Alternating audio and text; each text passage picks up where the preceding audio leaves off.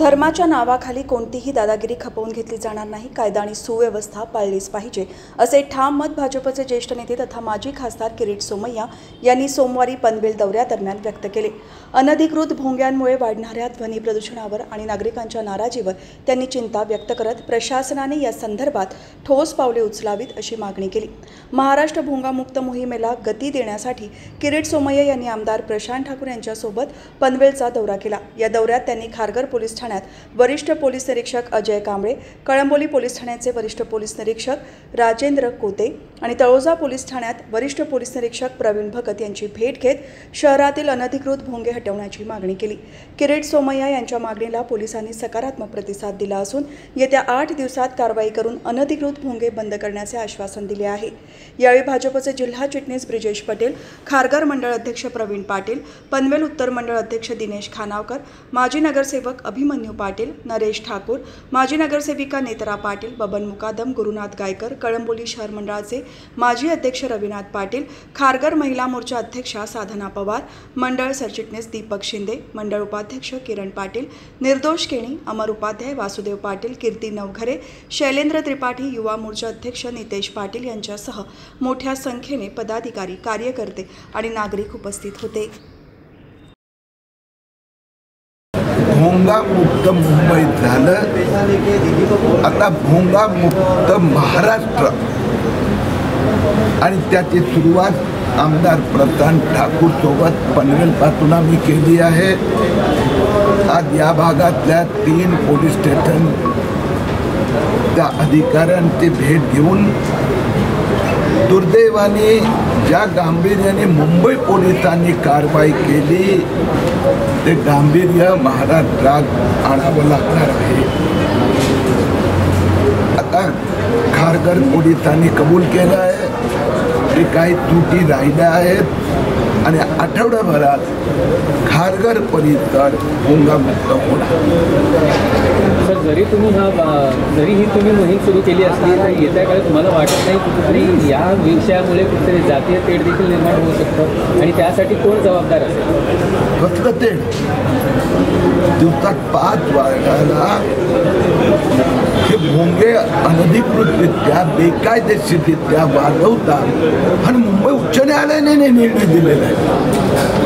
म्हणून जर कोणी मुंबई उच्च न्यायालयाला धार्मिक तेढ करणारी संस्था असं म्हणत असेल तर त्या व्यक्तीने समोर यावं।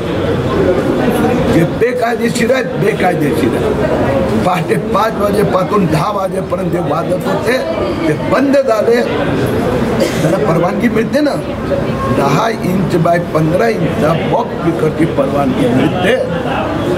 म्हणून धर्माच्या नावाने काही माफिया दादागिरी करत असेल तर ते खपून येणार नाही।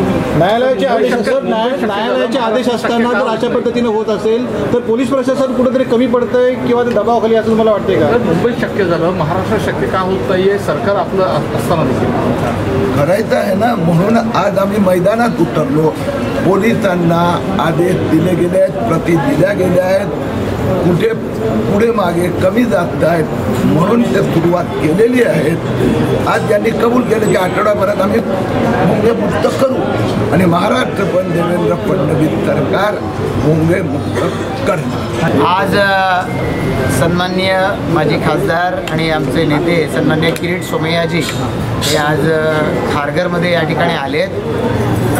संपूर्ण मुंबई आणि विशेषत्वानं महाराष्ट्रामधल्या विविध ठिकाणी आज ज्या पद्धतीनं सर्वसामान्य नागरिकांच्या तक्रारी आहेत, विशेषत्वानं अनेक ठिकाणी मशिदींवरचे भोंगे आणि त्याच्यामुळे होणारं आवाजाचं ध्वनीचं प्रदूषण आणि त्या ध्वनी प्रदूषणाच्या माध्यमातून विशिष्ट प्रमाणे काही ठिकाणी टार्गेट केलं जाणं अशा पद्धतीच्या तक्रारी होत आहेत। या तक्रारीच्या अनुषंगानं अनेक ठिकाणी सन्माननीय किरीटजी यांनी भेट दिलेल्या आहेत आणि त्या भेटी देऊन त्या ठिकाणचे अनधिकृत भोंगे उतरवायला मुंबईमध्ये विशेषत्वानं सुरुवात झाली। त्यानंतर आपण पाहिलं मालेगावपासून महाराष्ट्रामध्ये अनेक ठिकाणी या पद्धतीची सुरुवात झालेली आहे। या व्यतिरिक्त देखील हे अनधिकृत भोंगे असतील किंवा भोंगे आहेत पण त्यांची प्रदूषण त्यांच्यात मार्फत होणारं प्रदूषण या अनुषंगानं पनवेलमध्ये देखील खारघर असेल, कळंबोली असेल, तळोजा असेल या ठिकाणी विशेषत्वानं अशा पद्धतीच्या तक्रारी या सन्माननीय किरीटजींच्याकडे पक्षाकडे आमच्याकडे आलेल्या होत्या आणि त्या अनुषंगानं आज किरीटजी आत्ता खारघरमध्ये आणि इथून पुढे तळोजा आणि नंतर कळंबोली या ठिकाणी पोलीस स्टेशनला भेटी देत आहेत. आज ते या ठिकाणी सर्वसामान्य नागरिकांसाठी इथे आलेले आहेत. सर्वसामान्य नागरिकांचे असे अनेक विषय, जसं की खारघरमध्ये कब्रस्तान मशीद ही आहे. या कब्रस्तान मशिदीच्या संदर्भामध्ये कब्रस्तान म्हणून दिलेली परवानगी तिथं मशीद चालवली जाते, अनधिकृत बांधकामं झालेली आहेत. सिडकोकडे तक्रारी केलेल्या आहेत, पोलीस स्टेशनला तक्रारी केल्या आहेत. आम्ही तर CPना जाऊन भेटलेलो आहोत, सिडकोमध्ये जाऊन भेटलो आहे, पण कारवाई होत नाही. याही संदर्भामध्ये सन्मान्य किरीटजींच्याकडे आज नागरिकांनी तक्रार केलेली आहे आणि त्यामुळे किरीटजी ज्या वेळेला एखाद्या विषयाचा पाठपुरावा करतात तेव्हा तो कशा पद्धतीनं करतात याची आपणाला सगळ्यांना माहिती आहे. आज या ठिकाणी विनयजी ज्या पद्धतीनं कर्नाळा बँकेच्या संदर्भामध्ये माननीय किरीटजींनी मार्गदर्शन केलं, त्यामुळंच या प्रकरणामध्ये एकीकडे शासनाची कारवाई सुरू झाली, ईडीची कारवाई झाली. त्यानंतर आपण पाहू शकतो मालमत्तांचं अटॅचमेंट झालेलं आहे. 5 लाखाच्या आतमधल्या रकमा परत मिळण्याच्या दृष्टिकोनातून किरीटजींनी फॉलोअप केल्यामुळंच या पहिल्या प्रायोरिटीमध्ये कर्नाळा बँकेच्या 5 लाखाच्या आतल्या ठेवीदारांचे पैसे परत मिळायला सुरुवात झाली. हजारो ठेवीदारांचे पैसे त्यामुळे मिळू शकले. पुढचाही पाठपुरावा हा त्यांच्या नेतृत्वाखाली आम्ही करतोय. त्यामुळे किरीटजी ज्या वेळेला एखाद्या विषयाचा पाठपुरावा करतात त्या विषयामध्ये शेवटच्या टोकापर्यंत जाऊन त्या विषयामध्ये लोकांना न्याय मिळवून देतात. हा आम्हा सर्वांच्या मध्ये त्यांच्या मनामध्ये या विषयामुळे असलेला आदरभाव आणि त्यामुळे आज ते या ठिकाणी आलेले आहेत. त्यांचं आम्ही आमच्या सर्व नागरिकांच्या वतीनं, सर्व सहकारी कार्यकर्त्यांच्या वतीनं स्वागतच करतो आणि मला खात्री आहे की याही विषयामध्ये त्यांच्या माध्यमातून निश्चितपणानं नागरिकांना दिलासा मिळणार.